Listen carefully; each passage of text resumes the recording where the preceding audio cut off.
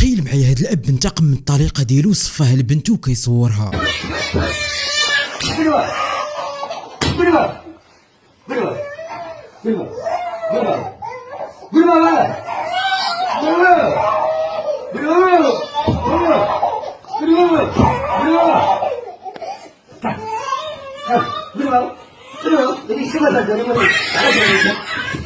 ملي صور فيديو لبنته صيفطو للطليقه ديالو. علاش ديما تنقول لكم ما تزوجوا حتى تعرفوا نتوما مع من. انا مصطفى الاشاب كنقدم قصص حقيقيه اللي كناخذوا منهم عبره. يوسف اب سوري مزوج وعنده بنت في عمرها عامين ونص. بسبب المشاكل في سوريا مشاو لتركيا وقدموا اللجوء تما. يوسف واحد الانسان صعيب وقبيح بزاف. صبرات مع مرته حتى عيات وطلبات منه الطلاق وطلقها ومشات تزوج المره الثانيه. والبنت بقات مع الاب ديالها واخا كانت كتبغي الام ديالها بزاف. هنا الطليقه ديالو مشجعته باش انها تاخذ بنتها وتاخذ الحقوق ديالها. يوسف ما رضاش ودوا معاه باش انها تنازل ليه ولكن هي ما بغاتش. وهنا قرر انه ينتقم منها ويبتزها. ناض كيصور فيديو وهو كيصفيه لبنته باش يصيفطوا ليها. هي ملي وصل لها الفيديو نشراتو ومشات ديكلارات به. في البلاصه لقاو عليه القبض وداو للحبس. لكن وقعت لي واحد الحاجه اللي غتبرد لكم قلبكم، هو ان يوسف يلاه هبطوه للحبس وقبل ما تدوز 24 ساعه هبطوا عليه المحبسيه تما بالعصا حتى صفاوها ليه حتى هما تفرجوا في هذاك الفيديو. وبنته داوها للسبيطار راه دابا في خطر. دعوا معاها تقوم بالسلامه. انا بغيت غير نعرف شنو ذنب هذه البنت مسكينه اللي غيقول لي مريض نفساني راه حتى هو مريض، لان اللي مريض في عقله ما غاديش يتزوج جوج ديال المرات ويدير وليدات. نتوما لو كنت تلاقيتوا مع هذا الاب في الزنقه كيفاش غادي تتعاملوا معاه؟ بغيتكم كاملين تجاوبوني في التعاليق.